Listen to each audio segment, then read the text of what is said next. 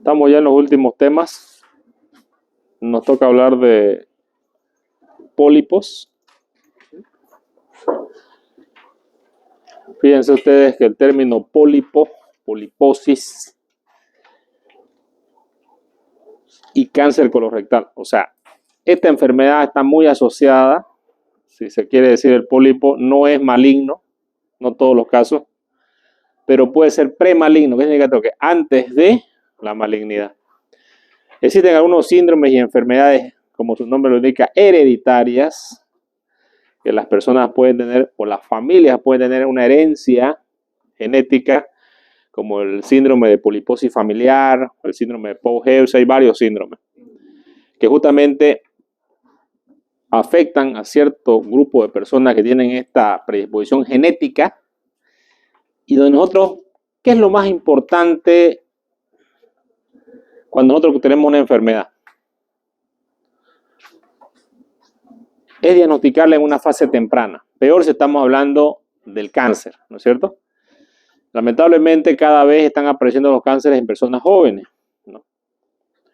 En Estados Unidos hay una demanda que le hizo un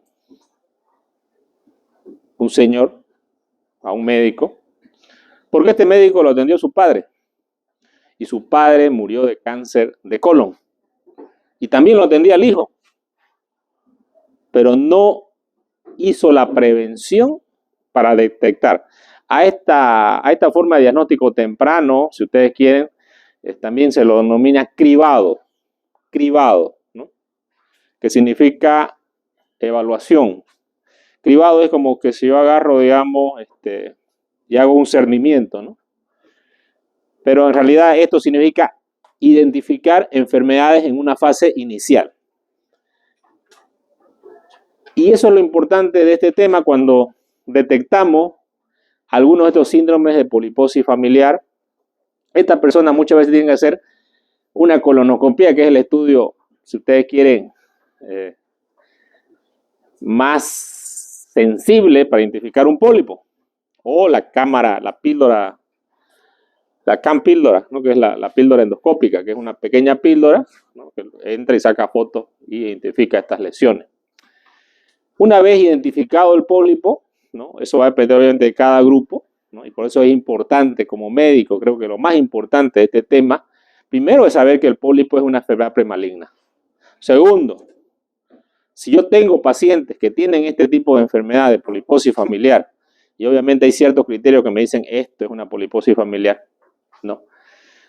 O sea, hacer este cribado en personas bien jóvenes, ¿no? Hablando de 15 años. Por ejemplo, normalmente una persona que quiere detectar un cáncer de colon en fase temprana, en fase inicial, porque el cáncer no te avisa, ¿no? Cuando ya está obstruido, ¿no? Ahí recién te avisa, ¿no? Y lamentablemente en esa fase ya no podemos hacer nada, estamos hablando de una etapa 4 del cáncer, ¿no? Entonces en esa etapa prácticamente, justamente hoy escuchaba en la radio, ¿no? Una señora que trabajó 33 años en Estados Unidos. Ella trabajaba bueno, tenía varios trabajos, por otro trabajo trabajaba ella en un centro de cáncer, ¿no? En este centro de cáncer llegaban, ella dice, millonarios en avión, porque es uno de los centros más avanzados de cáncer en el mundo. Sin embargo, estos millonarios con todos los millones y con el cáncer en etapa 4, se morían en 3 meses, ¿no? Ese millonario se va a morir ahí, se va a morir donde esté, digamos en Dubái, donde esté, igual se va a morir. Porque en la etapa 4, en etapa 3, etapa 4 ya muchas veces no podemos hacer nada por salvar a estos pacientes. Por eso que es importante tratarlo y identificar la enfermedad prematuramente en algunos casos, ¿no? Inclusive de los 15 años, imagínense ustedes. Creo que hay una de ellas que hasta creo que le dan en los niños, hasta creo que de 8 años. Entonces, el médico que lo demandó, el señor que lo demandó a su médico, porque no detectó, ¿no? Ganó la demanda, porque tenía pruebas fehacientemente que él pudo haber hecho una prueba y detectarlo el cáncer en etapa temprana, ¿no? Aquí en esta fotografía vemos lo que es una colonoscopia, ¿no? Y aquí se ve el pólipo, ¿no? Fíjense la forma, ¿no? Pero no todos los pólipos tienen esta forma pediculada, ¿no? Como un pedículo, como un mamelón. Bueno, Generalmente esta enfermedad tiene una herencia genética y por eso son importantes. El libro pone estos conceptos básicos, ¿no?, de la genética, ¿no? Y los pone justamente porque muchas de las enfermedades están relacionadas, ¿no? Son de transmisión genética, ¿no? Primero, alelo, ¿no? Es una forma en la que el gen puede presentarse en un locus, ¿no?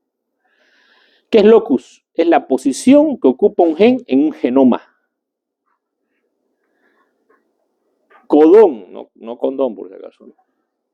Secuencia de 3 nucleótidos que codifican la posibilidad de un aminoácido en una proteína o el cese de una producción son parte de un gen o de una molécula de ARN mensajero.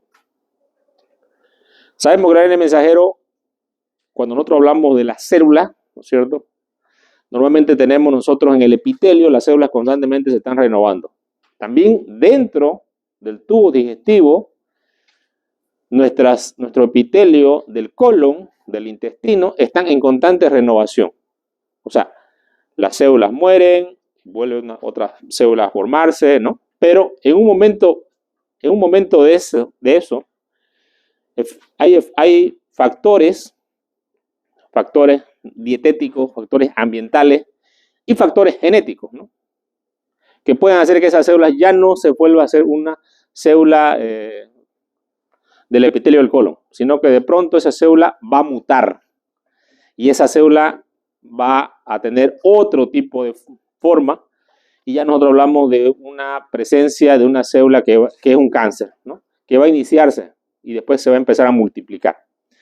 El cáncer lamentablemente es anárquico, de pronto crece para sí mismo y se autoabastece mandando señales, ¿no?, con citoquinas del mismo cáncer para que este cáncer produzca más vasos sanguíneos y crezca rápidamente hasta que llegue a obstruir al paciente. Muchas veces esta diseminación del cáncer, ¿no?, va a ser rápida, ¿ya? Y al inicio no nos va a dar síntomas. Nosotros acá en nuestra población tenemos una enfermedad que es muy común, que mata a muchas mujeres todos los años, y creo que tenemos una de las tasas más elevadas, que es el cáncer de cuello uterino. Y lo sigue el cáncer de mama, ¿no es cierto? Siempre como médico yo tengo que saber cuáles son las enfermedades que pueden afectar y cómo puedo yo detectarlas en una fase temprana. Por eso que es importante y relaciono con el cáncer de colon que cada vez está apareciendo en personas más jóvenes, ¿ya? En nuestro medio estoy hablando, ¿no? Tengo acá el oncogen. ¿Qué es el oncogen? Es el gen de control de crecimiento celular que produce la transformación de un tejido sano a un tejido tumoral.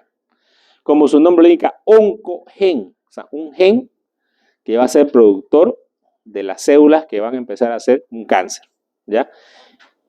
O sea, un tejido normal del epitelio del colon que se hace anormal. Normalmente, en condiciones normales, estos genes se encuentran inactivos, ¿no? Y se conoce como protooncogenes. Una vez que se activa, se conoce como oncogen. Recesivo, gen que requiere ambas copias de los alelos que estén presentes para producir un efecto. ¿No? Sabemos que los caracteres recesivos y dominantes son importantes, ¿no es cierto?, para dar una característica, ¿no? Por ejemplo, el color de ojos, ¿no es cierto? Por ejemplo, mis padres eran crespos, los dos, ¿no? Pero nosotros éramos 5 hijos y los 5 hijos no éramos crespos, simplemente éramos 2 crespos y los otros 3 no eran, su pelo era lacio. Y mi padre le decía a mi madre, ¿por qué? ¿No? Y es justamente porque probablemente uno de ellos tiene un gen recesivo, o sea, ¿no?, el cabello crespo no es un gen. Yo tengo mis hijos, digamos, mi mujer me crepa, pero de mis hijos ninguno es crespo, digamos, ¿no?, porque son genes recesivos. Pero si fueran genes dominantes, ¿no?, por ejemplo, como el rasgo de los ojos, ¿no?, de los japoneses o de los chinos, ese es dominante, ¿no? Entonces generalmente va a saltar a la siguiente generación. Igual los colores de los ojos y otras cosas, ¿no? Entonces, algo que tengo que entender que el cáncer se puede desarrollar a partir de la evolución de varios pasos definidos en este tipo de enfermedad, en estos pólipos, ¿no? Y puede haber una herencia genética, ¿no? Que va a producir que estos se produzcan estos cánceres. Bueno, los pólipos pueden haber en todo el tubo digestivo. Estómago, intestino, inclusive dentro de la vesícula biliar, ¿no? ¿Se acuerdan cuando hablamos de vesícula biliar? Dentro del duodeno, dentro del intestino y bueno, aquí en el colon. Tenemos algunas clasificaciones, ¿no? Por ejemplo, la clasificación de París, que habla de polipoideas y no polipoideas. Polipoideas pediculada, es la primera que ustedes ven ahí, que es como un mamelón, ¿no? Y la otra que es sésil, que tiene una base ancha. Luego tenemos las no polipoideas, que son las que están abajo, ¿no? Tenemos una plana, ¿no? Elevada, una plana que es completamente plana, inclusive una deprimida. Entonces, ¿qué síntomas puede dar los pólipos? La mayoría de las veces van a ser asintomáticos, no tienen ningún tipo de síntomas, pero en algunos casos puede haber hemorragia, ¿no? Pueden ser pólipos hemorrágicos y muchas veces el paciente puede ir a la consulta a consultar que tiene una hemorragia, ¿no? Y el médico, mediante esto, dice, vamos a hacer una colonoscopía, ¿no? Va a examinar primero si no es por causa hemorroidal y le va a pedir esto, ¿no? La mayoría de las veces es benigno. No quiere decir que uno se tiene que asustar frente a, ¿no? Pero cuando hay muchos, evidentemente estamos frente a una enfermedad polipoidea. En caso que sea uno, generalmente muchas veces el tratamiento es tomar una biopsia, estudiarlo y muchas veces no hacer nada o resección local, ¿no? Y se acabó el problema. Pero algunas veces puede ser agresivo, por eso es importante hacer la biopsia de esto. ¿Cuáles son las lesiones benignas del colon y del recto? ¿No? Porque cuando hablamos del colon y recto, estos pólipos pueden entrar hasta el mismo recto. Y también esto va a depender a dónde hay la cantidad de pólipos para ver los tratamientos que hay que hacer con los pacientes de la parte quirúrgica, ¿no? Porque en algunos casos hay que hacer resecciones. Entonces tenemos los pólipos no neoplásicos, hiperplásico, amartomas, pólipo juvenil, pólipo de Peugezer, pólipos inflamatorios, pólipos linfoideos, no neoplásicos. Lesiones neoplásicas, ¿no? Tenemos el adenoma. Ya este es un tipo de neoplasia, un tipo de tumor. Adenoma tubular, adenoma velloso, adenoma túbulo velloso. Ya estamos hablando aquí de malignidad. Tenemos lesiones mesenquimales. Estas lesiones mesenquimales van a hacer que no van a agarrar el epitelio, sino que otra capa, ¿no? Por ejemplo, la grasa, lipomas. Los vasos sanguíneos, amartomas. El músculo liso, leiomiomas. Los nervios, neuromas, ¿no? Vasos sanguíneos, angiomas. Y tenemos otras lesiones, ¿no? La endometriosis, que es cuando del endometrio sale y va a otra parte del cuerpo y puede igual quedar en estas partes de acá, ¿no? Y la neumatosis quística intersticial. Bueno, aquí tenemos lesiones epiteliales no neoplásicas. Ya hablamos de los pólipos hiperplásicos. Aquí es muy importante el tamaño, 5 milímetros, ¿no? Los amartomas tienen un tejido epitelial y mesenquimal. Pólipos juveniles generalmente pueden aparecer en la edad pediátrica, son de origen inflamatorio, ¿no? Pero pueden aumentar en la edad juvenil superior inclusive a 5, asociado al síndrome de poliposis juvenil. Cuando hablamos de un síndrome, significa que tiene varios signos y síntomas que va a aparecer en el paciente y ya tiene mucho riesgo de malignizarse. Estos pacientes, el riesgo de hacer cáncer de los pólipos juveniles más o menos puede llegar a los 60 años, cuando tienen el síndrome de poliposis juvenil. Y oscila entre un 20 a 60%. No. Los pólipos inflamatorios. derivados de una inflamación continua, histológicamente son pseudopólipos o falsos pólipos, generalmente rodeados de una mucosa inflamada o un tejido ulceroso, y no progresan a tumor.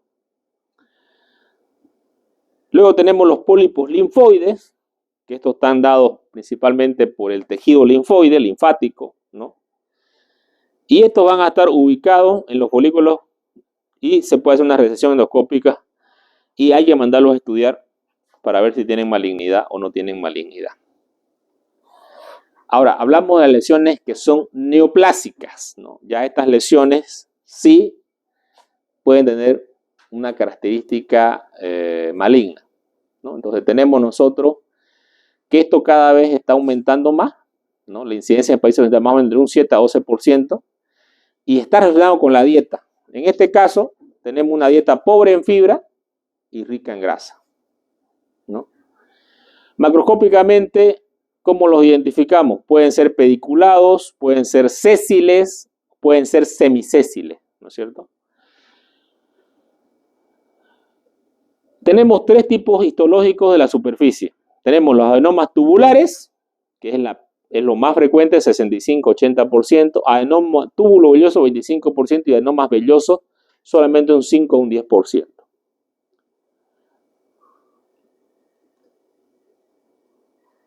La vigilancia para detectar los pólipos adenomatosos asintomáticos se recomienda desde los 50 años o 10 años antes de la edad del familiar afectado más joven con cáncer colorectal. Si dentro de la familia ha habido un paciente que tuvo cáncer de colon a los 40 años, entonces a este paciente había que investigarlo desde los 30 años, o sea, 10 años antes. Pero normalmente a los 50 años.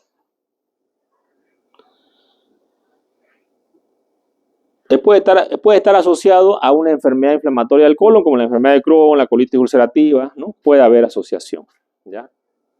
Aquí nosotros tenemos el epitelio del colon y como ya tenemos células que están cambiando su celularidad y están produciendo lo que se conoce como una displasia. Tenemos los pólipos cerrados, ¿no? Que esto generalmente es la secuencia de un adenoma carcinoma por inactivación del gen, ¿no? Esta inactivación del gen puede producir el famoso gen APC, que lo vamos a escuchar varias veces porque está relacionado a varias de las poliposis familiares y que también está asociado a algunos de estos a otros tipos de cáncer. Muy bien, tenemos que lo que hacen estos generalmente se van a acumular los colonocitos, ¿no? Que es el epitelio del colon, en las criptas. Y secundario esto va a haber una inhibición de la apoptosis, o sea, no van a morir, ¿no? Y se va a empezar a formar lo que es las células tumorales. Entre los pólipos cerrados tenemos el hiperplásico un 80-90%, el adenoma cerrado sésil un 15-20%, el adenoma cerrado terminal 1.6%.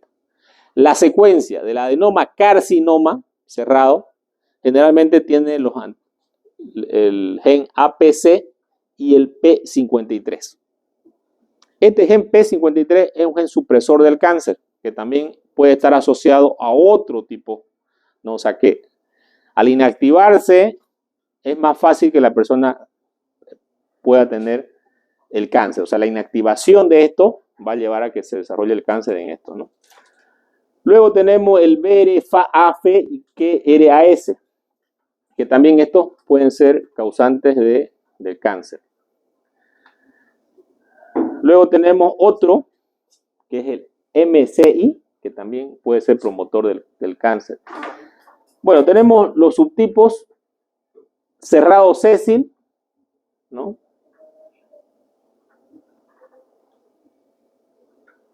Y tenemos también la vía cerrada alternativa basada en la mutación del protoncogen, lesión caracterizada por el adenoma cerrado terminal con afectación más común en el colon distal.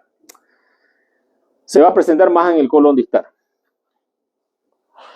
¿Qué me interesa en los pólipos? En este tipo de pólipos, el tamaño, mayor de 10 milímetros, que significa 1 centímetro. Tenemos el adenoma cerrado sésil, ¿no? Y luego tenemos el síndrome de poliposis cerrada, que puede presentarse más o menos 1 en 3.000 colonoscopías. ¿Cuáles son los criterios diagnósticos? Presencia de al menos 5 pólipos cerrados proximales en el colon sigmoide, 2 iguales a mayores de 10 milímetros. Cualquier número de pólipos cerrados proximales al sigma en un individuo con antecedentes familiares de primer grado, sean padres, hermanos, hijos o un síndrome de poliposis cerrada. El tercer criterio, más de 20 pólipos cerrados de cualquier tamaño distribuidos a lo largo del colon, ¿no? ¿Cuál es el tratamiento frente al diagnóstico del pólipo cerrado? ¿Qué es lo que yo debo, cómo lo debo diagnosticar? Evidentemente el diagnóstico tiene que ser en base a la biopsia por colonoscopía, ¿no? Identificando este tipo de enfermedad. El tratamiento es una colectomía total, sacar todo el colon. Cuando hablamos de los metacrómicos, ¿no? Significa que puede aparecer en otra parte del colon. Si esto está solamente en sigmoide, puede aparecer en colon transverso, o en colon descendente puede aparecer el pólipo, ¿no? El pólipo cerrado. Y la causa principal es también por el famoso gen APC, ¿no? Aquí hablamos del tratamiento. Se puede hacer resecciones por vía endoscópica, colonoscópica. También se puede hacer resecciones del colon por cirugía laparoscópica. Está apagado, ¿no?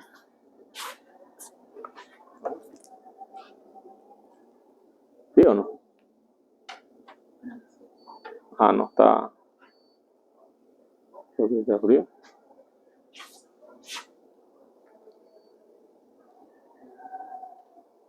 Ahora sí se apagó. O no funciona. Ya. Parece que está caliente, ¿no? Bueno. Entonces aquí nosotros podemos ver una colonoscopía, ¿no? Y mediante la colonoscopía se puede hacer la resección. Pero cuando se quiere hacer la resección por vía laparoscópica, uno le pide al endoscopista que inyecte con tinta china las paredes del colon donde se encuentra el pólipo, ¿no? Si voy a hacer una resección de un segmento, ¿no? A este tipo de coloración se llama tatuaje, ¿no? Y es para que el cirujano cuando va entrando por la laparoscopia sepa qué parte del colon es la que tiene que resecar.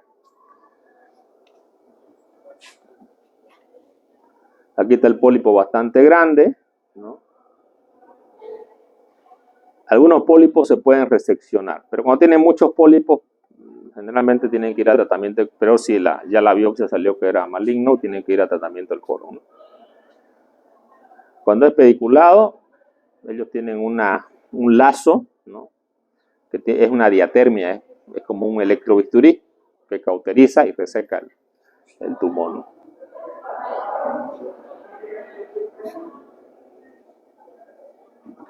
Creo que aquí lo saca, a ver.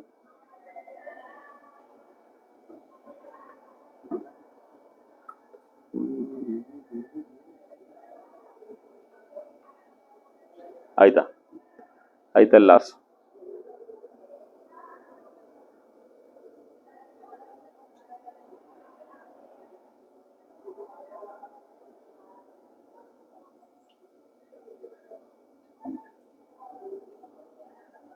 Ahí está el lazo, ¿no? Ahí está, ¿no? El lazo ya se cerró. Está agarrando el pedículo y lo van a extraer.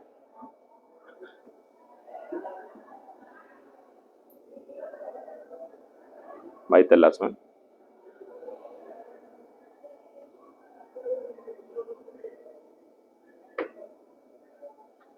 Ahí está, esa es la diatermia, ¿eh? Es un electrobisturí, es un lazo.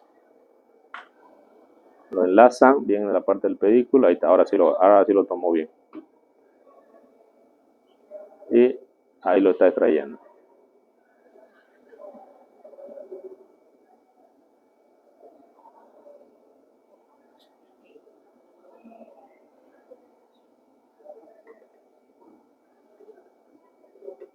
Bueno. Así se ven los pólipos en una pieza quirúrgica, ¿no? Bastante. Esta otra enfermedad, la poliposis familiar, ¿no? ¿Por qué se llama poliposis familiar? Porque hay una herencia genética, una predisposición, y en este caso no hay como en el otro que habían 5, 1 más de 1 centímetro, una posición, ¿no? Que aquí tenemos más de 100, e inclusive en algunos casos más de 1000 pólipos. Y estos van a estar en colon y recto, ¿no? Y pueden estar asociados también a manifestaciones clínicas no colónicas, es decir, que pueden tener manifestaciones en la piel. Tenemos que pueden estar asociados también a tumores desmoides o otro tipo de tumores duodenales, pólipos gástricos. Los tumores desmoides son los tumores que aparecen a partir del colágeno, ¿no? Estos empiezan a crecer y justamente están asociados a este tipo de poliposis. Generalmente son benignos y los tumores desmoides, ¿no? Bueno, tenemos el tipo sindromántico.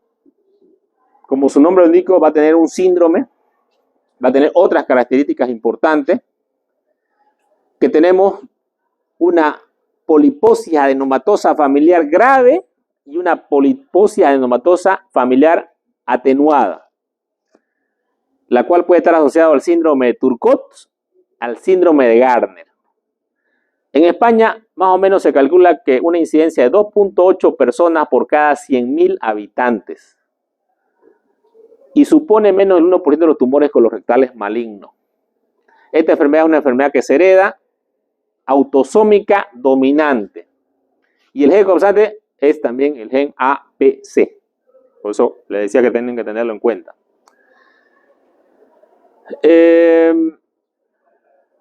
Su penetrancia es casi 100% y significa que la totalidad de los individuos portadores de la mutación presentarán las consecuencias clínicas de esta. En un 80% de los casos, este gen está heredado y un 20% es mutación. ¿Qué quiere decir esto? Que del 100% de las personas, muchos de ellos, el 80% ya viene de una herencia genética que tiene una predisposición a desarrollar el cáncer. Por eso se llama familiar, porque dentro de la familia ya hay personas que han heredado esto, ¿no? La gravedad del fenotipo y del codón afectado, ¿no? Ya sabemos que es la parte de... Son los pacientes que pueden ser no tratados, no son tratados a los 10 a 15 años, fíjense ustedes, ¿no? Pueden empezar a tener pólipos colorectales. Y a los 39 años serán diagnosticados de un cáncer colorectal.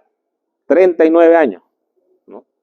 Desarrollaron su pólipo a partir de los 10 años y estos pólipos se van a malignizar durante su vida y más o menos en un periodo de 20 años el paciente ya puede desarrollar cáncer a los 40 años. Entonces, a estos pacientes yo tengo que hacer pesquisas desde esta edad, ¿no? Para llegar al diagnóstico. Luego tenemos la forma de poliposis familiar atenuada, adenomatosa atenuada, que su inicio puede retrasar alrededor de 10 años respecto a la enfermedad clásica, ¿no? Puede ser un poquito más bajo inclusive. Los pólipos son también de características sésil, ¿no? O pediculados, ¿no? Como se pueden ver ahí. Tenemos las bases moleculares de la detección, ¿no? Que se van a pedir a estos pacientes. El gen APC se localiza en el cromosoma 5K21 y contiene 19 exones, ¿no? Y es la característica más importante, ¿no? Los estudios genéticos, es verdad que aquí no se hacen, pero sí se toman y se pueden hacer en otras partes, como en Estados Unidos, ¿no? Y ya las personas que tienen esta predisposición genética de este tipo de gen, ¿no? Tienen obviamente problemas. Creo que no sirve el aire, ¿no? No sale. A ver, algo está mal. Ah, ya sé que está mal. Está en modo...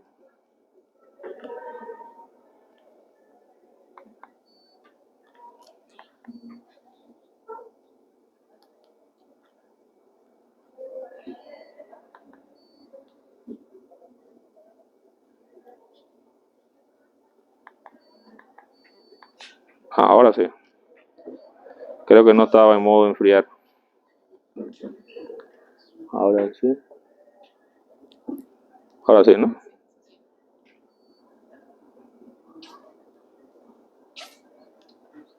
¿Ese está o no? No.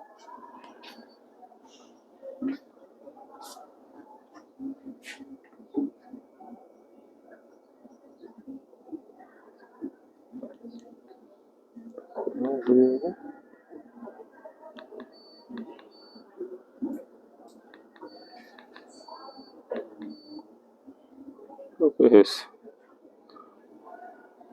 Bueno. Muy bien. Entonces, las sesiones de genotipo y fenotipo en la poliposis de anatomo familiar tenemos el fenotipo, cáncer de recto. Va a agarrar este genotipo, ¿no? Codones 1250, 1305, 1328, 1350. Cáncer de tiroides, genotipo, codón 1220. Tumor desmoide, fenotipo, afectación en el codones 1445 y 1568. Hipertrofia congénita del epitelio de pigmentación de la retina, genotipo exones 9 a 15. Osteomas, que son tumores en el hueso, genotipo codones 757, 1513. Poliposis atenuada, exones 4.5, exón 9, exón 45. Poliposis profusa, codones 1250 y 1464. Luego tenemos otros tipos de, ¿no? Que están, fíjense, el BRCA1, el BRCA, ¿no? En cáncer de mama, en cáncer de ovario. Entonces, las personas que tienen esta, ahora sí salió, ¿no? Las personas que tienen esta predisposición generalmente pueden hacer este tipo de cáncer. Ahí tenemos, por ejemplo, el melanoma, BRCA2, ¿no? El MLH1, cáncer de ovario, cáncer de útero, cáncer colorectal. Fíjense que muchos de ellos están asociados al cáncer colorectal, pero también pueden ser otros tipos de cáncer en otra, ¿no? La predisposición genética es importante de estos tipos de genes que pueden estar interviniendo para que se desarrolle el cáncer, como el cáncer pancreático, el cáncer de estómago, el cáncer de próstata y el melanoma, ¿no? Obviamente no tienen la misma predisposición, pero si nosotros vemos, por ejemplo, el cáncer colorectal está en muchos de ellos, ¿no? Bastante aumentado, igual que el cáncer de ovario. Hay una artista que ustedes conocen, por ejemplo, que se llama, creo que es Angelina Jolie. Ella, cuando se hizo un test genético, salió que tenía estos tipos de genes. Que tenía predisposición también, creo que su abuela o su madre había tenido cáncer ya, y ella decidió sacarse las mamas y los ovarios más. Y obviamente dejó de actuar, creo, ¿no? Porque al menos no se vio más en la actuación. Pero ella hizo esto para no desarrollar cáncer, ¿no? Y eso también es importante. Las personas que tienen familiares con cáncer, también una parte psicológica, ¿no? O sea, viven pensando que pueden enfermar del cáncer en cualquier momento. Entonces es importante también establecer esto. Y en una de las conductas justamente se habla de eso, ¿no? ¿Cómo detecto? ¿No? Va a depender si tiene algunas manifestaciones. Puede ser dolor abdominal, ¿no? Puede tener manifestaciones extraintestinales que pueden aparecer en el cuerpo. Ciertos síndromes como el de Turcot, el de Gardner, tienen ciertas manifestaciones que nosotros la vamos a ver ¿no? Por ejemplo, acá tenemos nosotros pacientes con rectorragia, pacientes con dolor abdominal, pacientes con tenesmo, que es las ganas de defecar y no poder defecar, pacientes con diarrea y obstrucción intestinal, ¿no? En la poliposis adenomatosa familiar, y puedo sospechar, ¿no? Las tres principales causas de muerte de los pacientes con poliposis son el cáncer colorectal, el cáncer duodenal y los tumores desmoides, ¿no? Las tres principales causas de muerte de la poliposis adenomatosa familiar. Tengo el síndrome de Turcot, ¿no? Que este va a estar asociado, como vimos allá, los genes que tienen predisposición para desarrollar otro tipo de cánceres. Este síndrome de Turcot está asociado, ¿no? Porque justamente agarra estos genes, ¿no? El MMR, que justamente se acompaña de tumores cerebrales, principalmente neuroblastomas que pueden aparecer inclusive en los niños pequeños, el glioblastoma que puede aparecer en adultos, ¿no? Y fíjense ustedes, ¿no?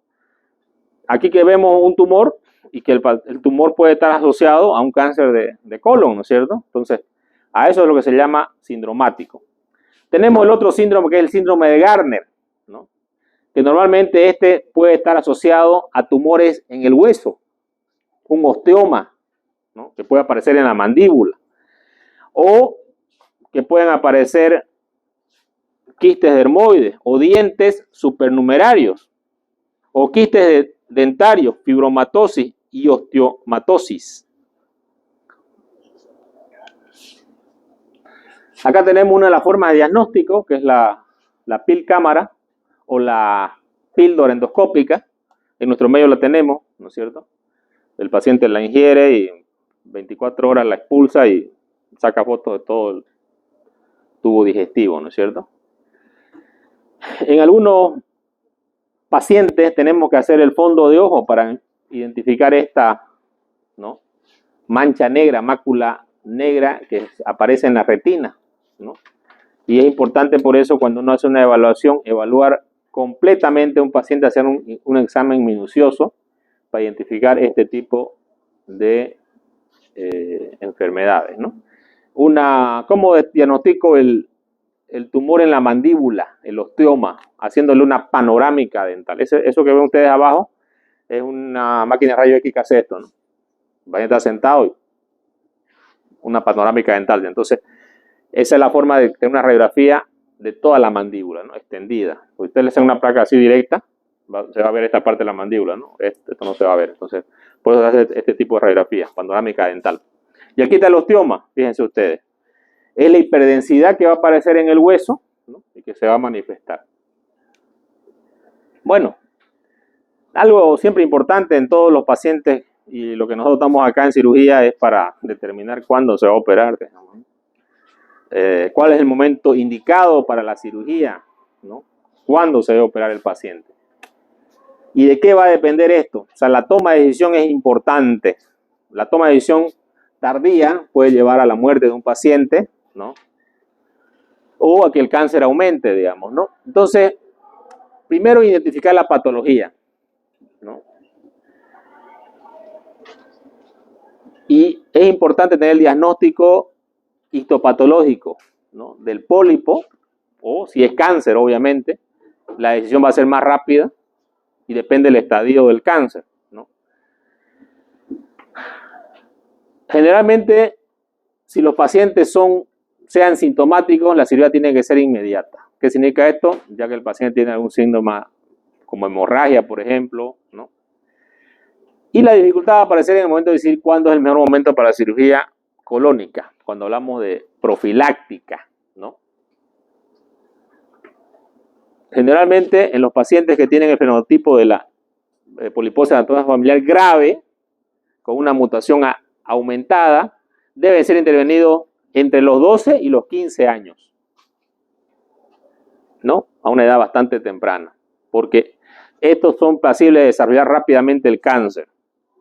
Pero en pacientes que vienen a familias de un alto nivel de penetrancia de 18 a 20 años, sin embargo, existe una gran heterogeneidad entre diferentes miembros de la familia.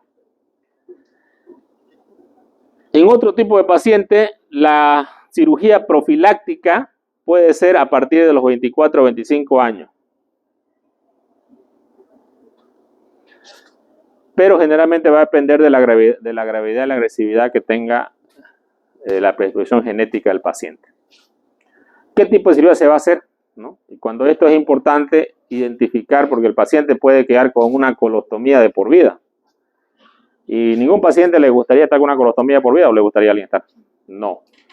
Entonces, es importante determinar. Cuando hablamos de la poliposis adenomatosa familiar que está sembrada en todo el colon y principalmente en el recto, no podemos hacer anastomosis a recto, porque el recto también tiene que salir. Este tipo de cirugía se conoce como protocolectomía, porque está agarrando también la parte del recto, ¿no? Y los pacientes van a quedar con una bolsa de ileostomía por el resto de sus vidas. Entonces, es importante explicar esto al paciente. ¿Cuáles son los criterios? Tenemos criterios moleculares, ¿no? Y también obviamente es importante la opinión del paciente, porque el paciente es el que va a ser sometido a la cirugía y todo paciente puede negarse a una cirugía. Yo como médico no puedo obligar a ningún paciente, ¿no es cierto? Yo como médico puedo indicar, usted necesita esta cirugía porque tengo estos criterios, tiene una enfermedad poliposis familiar que es grave, la probabilidad de que tenga cáncer en unos 5 años es alta, entonces tengo que operarlo, ¿no? Tiene 15 años, pero el paciente puede negarse a la cirugía. Si es menor de edad, de 18, generalmente son los padres los que deciden. Si es mayor de 18 años, el paciente tiene que decidir. Pero la familia puede decir no quiero que lo operen, o el paciente puede decir no quiero, y tienen el derecho. Y ustedes deben respetar el derecho. Como médicos, nosotros proponemos las técnicas quirúrgicas y las conductas quirúrgicas, pero el consentimiento lo tiene que dar el paciente. Debemos explicar todos los riesgos y complicaciones que existen. En este caso, en este tipo de poliposis, de esta enfermedad, la poliposis familiar grave, el problema es que el paciente puede desarrollar cáncer y el cáncer tiene alta mortalidad. Entonces, hay que explicar al paciente. Y luego tenemos los criterios que son criterios de la identificación de los pólipos, ¿no? Por ejemplo, si tenemos pólipos en recto, menos de 20, ¿no? O menos de 1000 en colon, el paciente debe ser advertido de la importancia del seguimiento periódico de por vida, si es que queda con colon remanente. O sea, no quiere decir que lo opere y chau, ¿no? El paciente tiene que volver para hacer, en caso de que yo no saque todo el colon, tengo que hacer el seguimiento de por vida. En el caso que se haga, si hablamos de una cirugía, que se le haga una técnica iliorectal, o sea, que se corte el ilio y se anastomose al recto, ¿no? Y el recto tiene que quedar en evaluación de por vida, ¿no? Porque el paciente puede desarrollar cáncer en el recto debido a los pólipos que quedaron. Pero si se le hace una protocolectomía total, proctocolectomía, que significa sacar el colon y sacar el recto, ¿no? En este caso va a quedar con una iliostomía, ¿no? Un estoma que probablemente va a quedar de por vida el paciente, ¿no? Y muchas veces, aquí cuando hacemos estomas interviene la parte psicológica. Aquí también, en todas partes del mundo, hay los clubes de ostomizados, se llaman, ¿no? Estos son clubes donde todas las personas que tienen colostomía se juntan, ¿no? Una reunión, ¿no? Y cómo es tu colostomía, a mí me operaron, ¿no? Entonces, generalmente esto es una terapia psicológica, si ustedes quieren, para todos los pacientes, porque a veces yo creo que mi problema es grave, ¿no es cierto?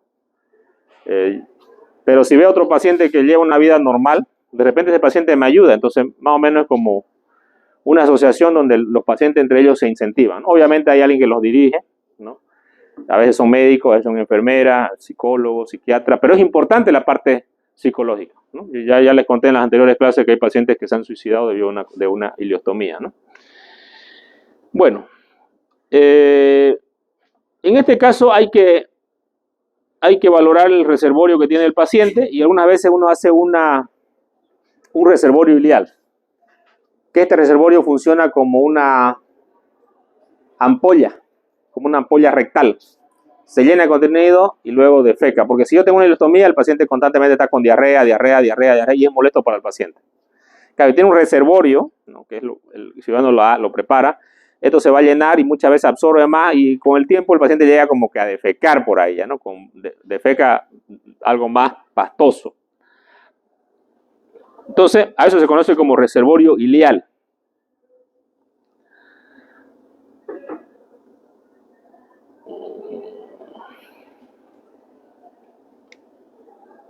Muy bien.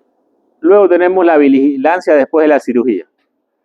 Si es que no se ha resecado completamente todo, ¿no? O sospecho de otro tipo de tumores, si no le he resecado todo porque le he dejado recto, he hecho una ilio-recto-anastomosis, tengo que vigilar el reservorio en el recto, ¿no? Tengo que valorar este recto cada cierto periodo de tiempo, a veces cada 6 meses, ¿no? La cantidad de pólipos, tomar biopsia, y también está indicado en esto la tomografía computarizada, ¿no? Se llama pantomografía cuando hacemos tomografía de tórax, de abdomen, ¿no? Evaluando todo el paciente, ¿no? En este caso, después de la cirugía, algunos pacientes pueden ser tumores desmoides, que los tumores desmoides son tumores a partir del colágeno. Tenemos la resonancia magnética también en algunos casos, cuando no puedo hacer tomografía, puedo pedir la resonancia magnética. para evaluar si existen algunos otros tipos de tumores, ¿no? Bueno, luego tengo los adenomas que pueden aparecer a nivel del duodeno, que estos pueden aparecer en bajo porcentaje, generalmente de 47 a 52 años, se lo detecta con una endoscopía digestiva alta, ¿no? Se toma también biopsia para valorar, ¿no? Aquí tenemos las ventajas de cada una de las opciones quirúrgicas que tiene el paciente, ventajas y desventajas, indicaciones, contraindicaciones. Por ejemplo, procedimientos, ¿no? Aquí está el resumen de todo lo que hemos hablado ya. Colectomía con anastomosis iliorectal. ¿Cuál es la indicación? Menos de 20 adenomas rectales, menos de 100 adenomas cólicos. Contraindicaciones, displasia grave en recto, cáncer de colon o recto, adenomas rectales. En este caso, no podría yo hacer este tipo de cirugía, sino que tendría que directamente derivar a una protecolectomía total. ¿Cuáles son las ventajas del procedimiento ilio-recto-anastomosis? Sin disección pélvica, menos complicaciones perioperatorias, resultados funcionales aceptables, o sea, el paciente puede defecar, va a quedar sin estoma, sin una bolsa. ¿Cuáles son las desventajas? El paciente puede requerir en el tiempo posterior una resección de recto, que se conoce como protectomía, o puede desarrollar cáncer de recto, ¿no? Esas son las desventajas. Entonces, cuando yo voy a hacer la atención y el tipo de tratamiento tengo que avisar al paciente de todas estas indicaciones y contraindicaciones. En realidad las contraindicaciones las tengo que saber yo y las indicaciones yo, pero tengo que explicarles las ventajas y las desventajas del procedimiento. Las desventajas porque tengo que seguir evaluándolo porque me puede salir cáncer de recto. No. Bueno, cuando decido hacer una protocolectomía con reservorio ileal y anastomosis mecánica, ¿no? Significa que voy a sacar todo el colon y voy a hacer un reservorio y una anastomosis baja. ¿Cuándo se indica? Más de 20 adenomas rectales, más de 1000 adenomas cólicos, displasia grave en recto, cáncer de colon o recto, adenomas rectales más de 3 centímetros, zona de transición anorrectal sin lesiones, ¿no? Porque justamente esta es una anastomosis prácticamente al ano, ¿no? Contraindicaciones, esfínter incompetente, cáncer de recto que invade los esfínteres, reservorio que no llega al ano. Entonces, en estas situaciones jamás podría hacer este tipo de cirugía, ¿no? Ventajas, no queda sin estoma el paciente, o sea, sin una ostomía, tiene resultados funcionales más o menos buenos, ¿no? Desventaja, riesgo de complicaciones más alto, puede causar tumores desmoides, aumento de la infertilidad en mujeres, posible neoplasia en la mucosa anorrectal retenida. Otro procedimiento, protocolectomía con reservorio ileal y muquesectomía y anastomosis manual. Igual la indicación es similar a la de arriba, sino que acá anastomosis mecánica, significa con una sutura circular mecánica, y esta una anastomosis con mano. Esfínter incompetente es una contraindicación, cáncer de recto que invade los esfínteres, no, tampoco es una condición, reservorio no llega al ano, obesidad mórbida y edad avanzada. Ventajas, sin estoma, resultados funcionales razonables con la mayoría de los pacientes, ausencia de mucosa. Y tiene los mismos riesgos o mismas desventajas que tiene la sutura mecánica, ¿no? Neoplasia anal en hasta el 14% de los casos. Y ustedes dirán, ¿por qué la diferencia? Bueno, resulta que el margen el ano es muy bajo y hacer la sutura manual es muy complicado. De hecho, en estos casos hay que abrirlo al paciente y pasar la aguja por el abdomen hacia el ano.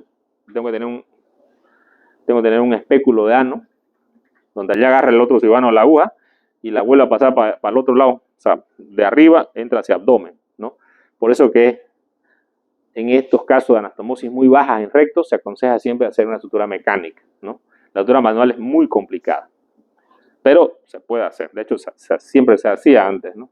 Cuando no hay sutura mecánica. Protocolectomía en ileostomía terminal, ¿no? Ya aquí significa sacar todo el colon y dejar una ileostomía terminal. Indicaciones, edad avanzada, zona de transición anorrectal con adenoma, esfínter incompetente, cáncer rectal que invade los esfínteres, reservorio que no llega al ano, negativa a la protocolectomía restauradora. Contraindicaciones, esfínteres competentes, sin cáncer en recto, reservorio que llega al ano y rechazo del ostoma definitivo, ¿no? Estas son las contraindicaciones, ¿no? Si tiene buen recto, pues yo tengo que hacer una anastomosis como la cirugía allá arriba, ¿no? Y si no tiene cáncer en recto, también tengo que hacer una anastomosis. Y la otra es que el paciente rechace, ¿no?, el estoma definitivo. ¿Cuáles son las ventajas? Tasa de compresión más baja, riesgo de reintervención más bajo, sin incontinencia fecal. Desventaja, estoma definitivo, la única desventaja. Todas estas que hemos visto acá arriba, ¿no?, son una anastomosis. Y toda anastomosis puede tener fuga de sutura, puede hacer una peritonitis, ¿no?, y el paciente se puede complicar. Aquí les traigo del manual, esto no está en el libro, pero está en otro libro, ¿no?, las técnicas quirúrgicas que nosotros realizamos, ¿no? Hacemos la apertura, ¿no?, del abdomen, una incisión mediana. Primero agarramos el ciego con una mano y vamos a decolar, ¿no?, el ligamento que es avascular, que va del colon hacia el retroperitoneo, que es una delgada membrana. Luego subimos, este es el ángulo hepático del colon, y aquí está el ligamento que va al hígado, se llama el ligamento hepatocolónico, ¿no? Metemos el dedo y vamos a cortar. También se puede hacer por vía laparoscópica, pero se aconseja hacerlo por vía abierta, ¿no? Voy a resecar todo el ligamento. Esto que ustedes ven acá arriba es el aumento mayor, ¿no?, y es avascular en la parte inferior. Voy a resecarlo completamente. Luego voy a la otra parte, que es el ligamento entre el vaso y el colon, que se llama ligamento esplenocolónico. Este es el lugar más difícil de la cirugía, porque muchas veces está muy alto, ¿no?, o está las costillas, y el cirujano tiene que tener unas maniobras para no lesionar el vaso, porque aquí en este paso puede lesionar el vaso sangra y el paciente puede tener una hemorragia y se puede morir por esa hemorragia. Luego de haber liberado el colon completamente hasta donde voy a hacer mi resección, si voy a hacer una hemicolectomía o una colectomía total, ¿no?, luego dispongo a hacer la ligadura de los vasos que van de la mesentérica superior, ¿no? Tenemos las cólicas derecha, media, ¿no?, el tronco iliocólico, y vamos a acordar. Siempre tenemos acá en el ilio terminal un área que es un área vascular, se llama área del SUDEC, que los cirujanos que van a hacer anastomosis tienen que tener mucho cuidado con esta área, porque más o menos unos 8 a 10 centímetros de esta área es mal vascularizada. Entonces yo tengo que resecar esta parte más, y si ves una anastomosis del ilio, tengo que ocupar arriba de esto, ¿no?, porque esta área es un área vascular. Y generalmente si hago una anastomosis en un área avascular, se va a necrosar. Luego voy haciendo la resección de los vasos, la ligadura. Aquí agarro el ilio, ¿no? Aquí estamos otro tipo de procedimiento que es agarrar y hacer con 2 pinzas y cortar por el medio, y luego hacer una ligadura con seda 3-0, ¿no? Luego si voy a ir al segmento del colon izquierdo, ya estaba por el colon derecho, estoy por el colon izquierdo ahora, lo mismo, agarro el mesocolónico, este es el mesocolónico donde dan los vasos. Aquí ya son las cólicas izquierdas, si ya eran las cólicas derechas, aquí es la cólica izquierda, ¿no?, que son ramas ya de la mesentérica inferior, ¿no? También hay un área, se llama membrana de Tolt, toda esta área, y yo también la puedo liberar para tener el meso adecuadamente, ¿no? Bajo, ¿no?, hacia abajo, ya estoy aquí en la parte del recto, ¿no?, en la parte pélvica, dependiendo qué es lo que voy a sacar recto. El recto mide más o menos 18 centímetros y tengo que irme bien abajo, hacer un clampeo con un clamp en L, ¿no? Depende si es sutura mecánica o sutura manual, ¿no? Si es sutura mecánica, puedo cerrar esto con puntos en guardia griega. Son puntos que entran por un lado y salen en forma de U, ¿no? Aquí se hace un nudo, se llaman puntos en guardia griega. Si es que voy a sacar el ano también, ¿no?, ya tengo que hacer una incisión. El ano, que viene a ser el ano en la parte inferior, ¿no?, el recto en la parte superior, el ano en la parte inferior. En unos casos, cuando hay tumor acá o displasia, tengo que sacar el ano más, ¿no? Entonces voy a hacer la resección. Luego tengo que cerrar todo el meso para que no quede descubierto el retroperitoneo, que se puede contaminar. Cuando hago las resecciones de colon, yo puedo tener una lesión, que la lesión es lesionar los uréteres. De ambos lados los uréteres pueden ser lesionados. Por eso es importante que yo vaya divulsionando despacio y que identifique también el uréter para no haberlo reseccionado. Luego acá tenemos el ilio, ¿no?, que se puede hacer, se saca siempre el cemento que es avascular para hacer la anastomosis, se lo prepara. Si es que una ileostomía terminal, puede ser una ileostomía terminal de Bruch, que es esta ileostomía terminal de Bruch, ¿no? Lo importante de la ileostomía siempre es el grifo. El grifo es tiene que ser por lo menos 3 centímetros, ¿no? Es el espacio que va hacia afuera. Si la ostomía es umbilicada, generalmente va a quemar mucho la piel, ¿no? La pared del paciente. Siempre es importante suturar esta parte de acá, porque si yo no lo suturo, por acá pueden pasarse los intestinos y el paciente puede hacer lo que se llama una hernia interna. Acá está ya el recto, la parte inferior, si hay un tumor de recto bajo, ¿no? Tengo que ir mucho más abajo de la lesión. Generalmente se dice que unos 5 a 10 centímetros por debajo de la lesión tengo que hacer la resección, ¿no? Y es importante que yo en la patología vea que estos bordes queden libres del cáncer, ¿no? o de los pólipos, en el caso que sea pólipo, para hacer la resección. Aquí está la anastomosis manual. Esta es una anastomosis de colon, ¿no? Siempre se hace primero el plano posterior con puntos separados y luego de hacer el plano posterior hago el plano anterior, que lo puedo hacer con sutura continua, ¿no? Suryanclado, ¿no? Siempre yo tengo una parte que es posterior, ¿no? Este es el labio posterior y luego voy a tener el labio anterior, ¿no? Aquí tenemos ya el labio anterior, lo estamos cerrando completamente y la anastomosis va a quedar terminada, ¿no es cierto? Este es otro tipo de resección anterior, ¿no? Del colon, bastante baja. Aquí ya está con sutura mecánica. La sutura mecánica lo que hace es, esta es una sutura en forma de T, que agarra y tiene 3 filas de grampa, ¿no? Entonces al mismo tiempo que agarro, aprieto la pistola y va a suturarme los bordes y también los va a cortar. Esta es una sutura lineal, también se llama guía lineal. Y lo que hace es también sutura 3 partes, aquí en grampa 3 filas de grampas a cada lado y por el medio una cuchilla que lo corta el colon, ¿no? Luego, para hacer la anastomosis, voy a meter lo que se conoce como ambil, ¿no? Le voy a hacer una jareta. Esto tiene como una campana, ¿no? Aquí está la campana. Hago la jareta, cierro y esta es la grampa. Esta grampa va a ir a agarrar esto así, ¿no? En forma circular. Es importante que cuando hay una ruedita que uno va dándole vuelta, acá esto es bastante sencillo. Cualquiera de ustedes podría hacerlo, digamos, el disparo. Justamente está hecho para que sea sencillo. Pero si uno respeta en la técnica todo, ¿no? Hacer la jareta que quede herméticamente cerrada, también esto que quede herméticamente cerrado, ¿no? Voy girando y esto va a llegar acá, ¿ya? Justamente aquí ya se dio el disparo, ¿no? El disparo uno agarra y aprieta y dispara y me va a salir esto. A esto se conoce como dona. Yo tengo que revisar que la dona esté completa. Si la dona está incompleta, le falta un pedacito, significa que no he suturado adecuadamente una parte del colon. Y tengo que volver a resuturar, hacer todo. O si no, tengo que identificar colocándole suero al recto, identificando dónde está el orificio y de darle puntos, ¿no? Pero siempre se recomienda volver a hacer la sutura nuevamente. No se recomienda dar puntos encima, ¿ya? Es como poner un parche a una gotera más o menos y se sigue goteando, ¿no? Y en el caso de una fuga anastomótica es letal, ¿no es cierto? Si yo respeto todos estos pasos de la técnica quirúrgica que están en los atlas, ¿no? El paciente va a ir bien.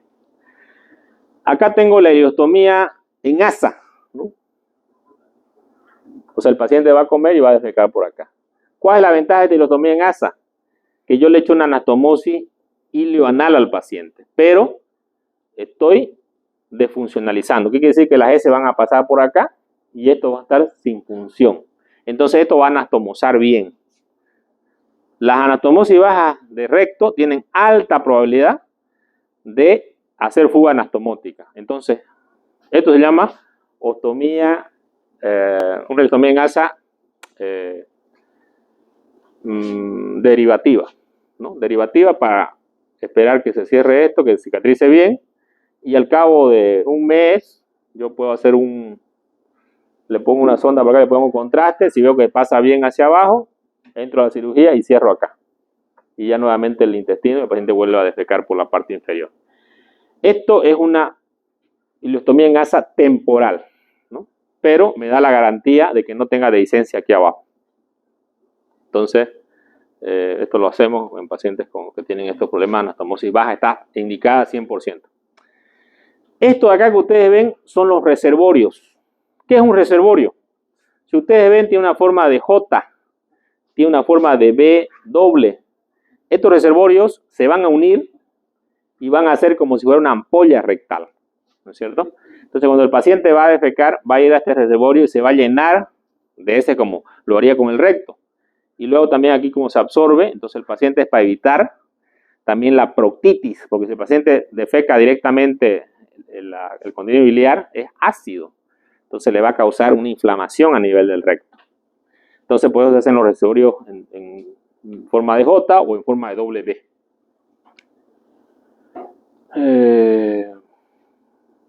Bueno, aquí está la anastomosis, creo. Aquí está la anastomosis, ¿no?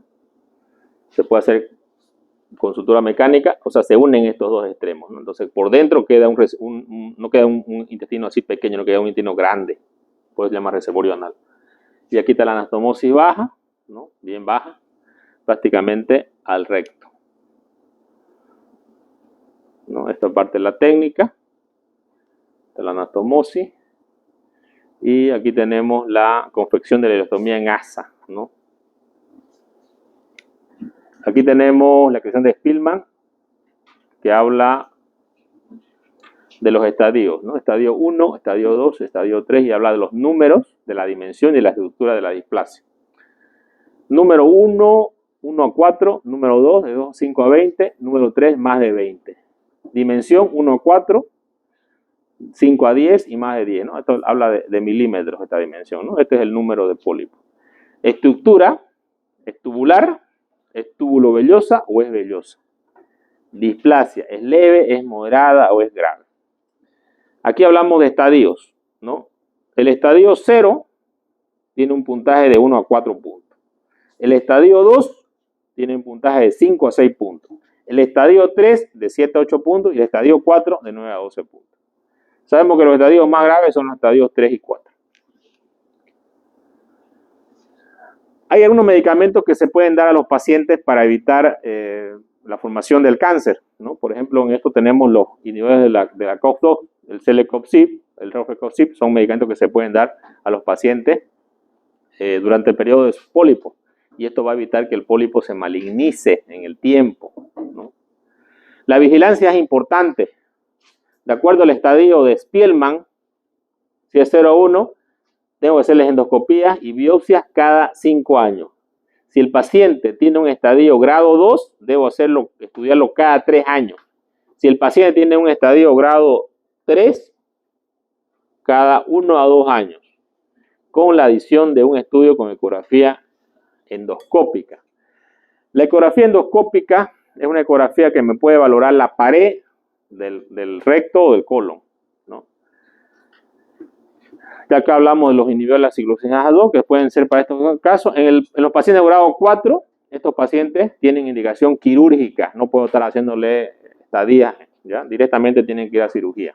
Solamente los estadios 1, 2 y 3 le voy a hacer vigilancia. El estadio 4 directamente se va a cirugía y resección del cemento que está afectado. Si es el duodeno, si es, ¿no?, la parte que esté, se tiene que hacer resección y mucosectomía. Este es el tumor desmoide que aparece en algunos pacientes que se hacen anastomosis bajas, ¿no? Y estos tumores desmoides son precursores de células de colágeno, ¿no? Este tumor empieza a crecer y aparece más o menos ulcerado en la cavidad abdominal y generalmente, como son grandes y de crecimiento, van a obstruir el colon. Entonces, generalmente se indica que el paciente se haga una cirugía para resecar ese tipo de tumor que están asociados a estas adenomatosis familiares, ¿no? Luego tenemos la creación de Krush de los tumores desmoides. Estadio 1, menos 10 centímetros. Estadio 2, menos 10 centímetros de diámetro. No crecimiento, sí. No crecimiento al seguimiento, levemente sintomático, ¿no? El estadio 1 es completamente asintomático. Este tiene algunos síntomas. Estadio 3 ya es más grande, 10 a 20 centímetros, pero de crecimiento lento. Pero ya puede causar síndromes de obstrucción intestinal.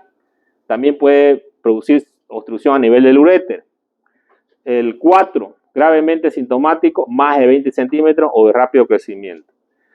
Entonces, el leve sintomático, una sensación de masa, dolor pero sin restricciones. Moderadamente sintomático, sensación de masa, dolor con restricciones, pero sin hospitalización. Gravemente sintomático, sensación de masa, dolor con restricción, obstrucción, y rápidamente hay que pensar en operarlo al paciente.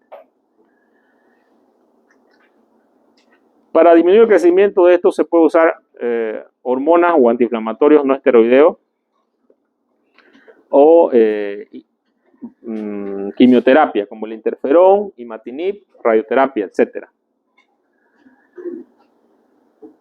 En algunos casos pueden agarrar y pueden ocluir la mesentérica y producir una isquemia mesentérica, ¿no? Entonces, en este caso, inclusive también pueden asociarse a perforación, peritonitis, fístula, ¿no?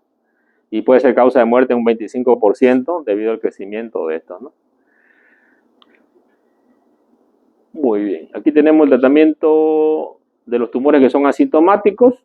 Se puede usar crecimiento lento, puede usar el Suldinac y el tamoxifeno.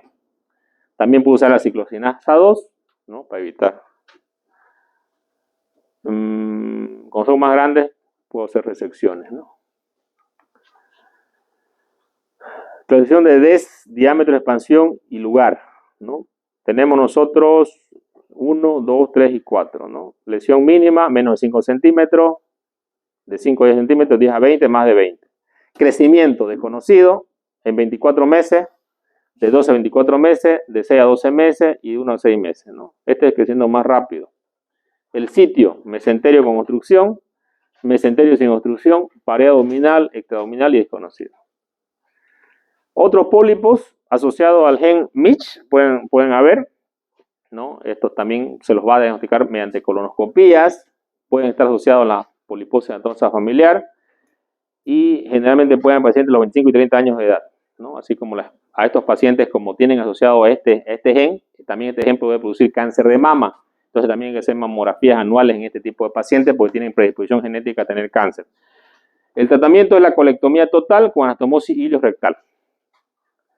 La poliposis juvenil, ¿no? Igual, estos pacientes debe evaluarse ya a partir de los 15 años de edad, hacer una evaluación porque ya pueden desarrollar y hacer biopsias porque ya pueden desarrollar esto, ¿no? Tenemos también algunos síndromes como el síndrome de Cowen, el síndrome de Banayan-Riley, ¿no? Que también pueden estar asociados a la poliposis juvenil y que pueden diagnosticarse por pólipos amatomatosos. Aquí tenemos el síndrome de Cowen, que tiene unas características, más o menos se presencia con la poliposis juvenil en un 70%, ¿no? Y tiene estas características, ¿no? Hay este puntillado en las manos, que es muy característico de los pacientes, y puede aparecer a partir de los 8 años, de los 18 años. En la cara, ¿no?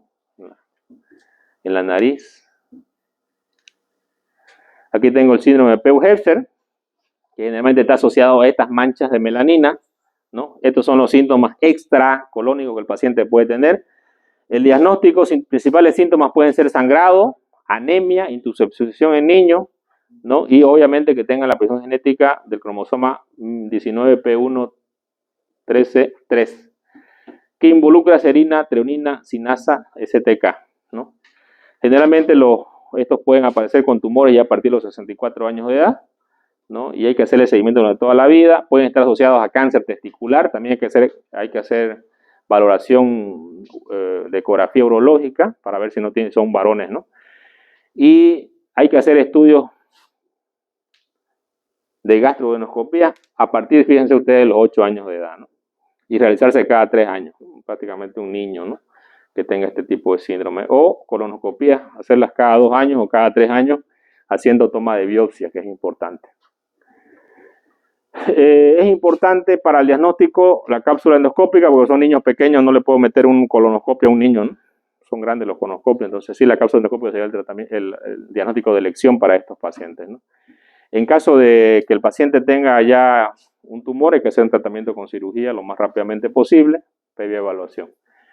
Estos pacientes pueden tener otros tipos de cáncer, fíjense ustedes, mama, esófago, páncreas, estómago, ¿no? Con un porcentaje bastante elevado a partir de la edad. Entonces, estos pacientes con este síndrome de Peutz-Jeghers deben investigar también otras debo hacer otras valoraciones por este otro tipo de cánceres que pueden tener.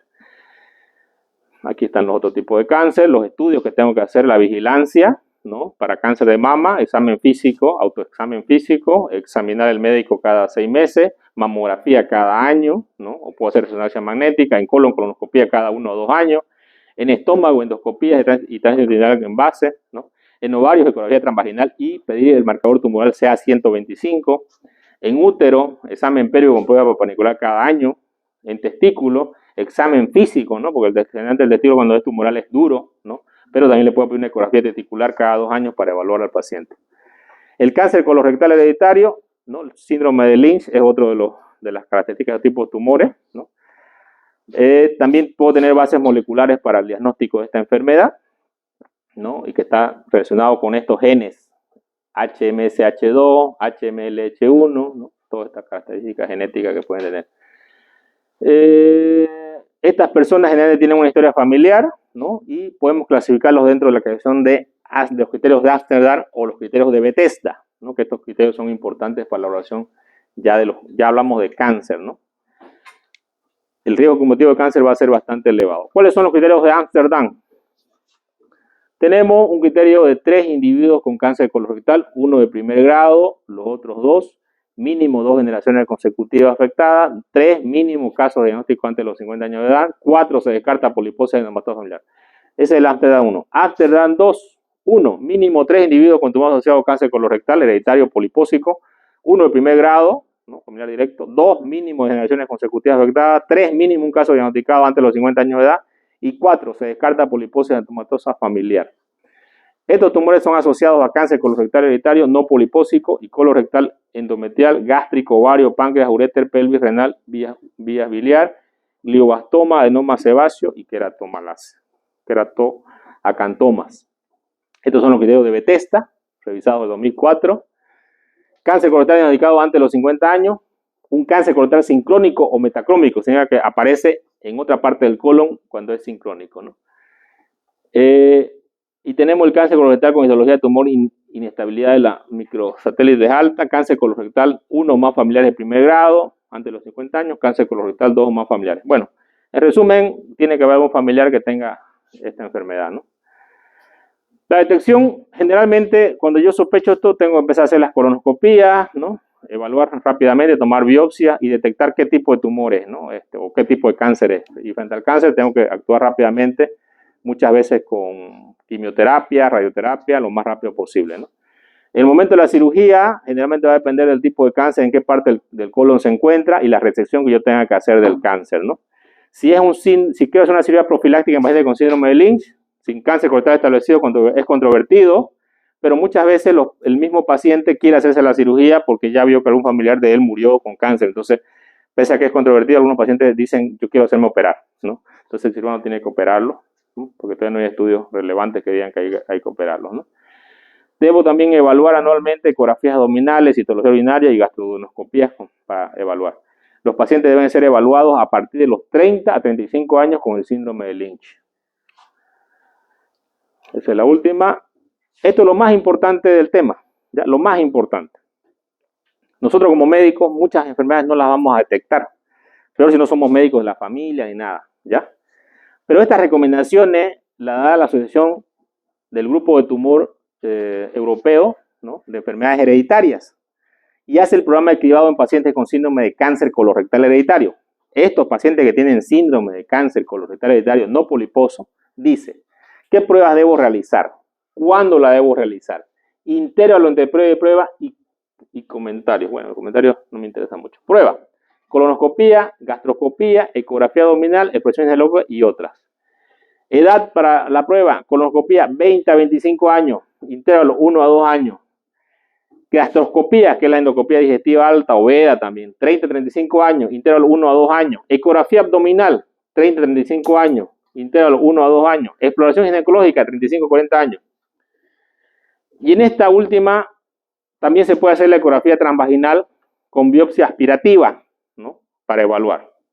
Y otras que se podrían hacer cuando se sospecha: citología urinaria, que es valorar las células de la vejiga, y ecografía en pacientes con mutación MSH2, ¿no? Y eso sería para resumir lo que yo debo hacer en este tipo de pacientes con este tipo de enfermedades. Muy bien. Ese es el tema.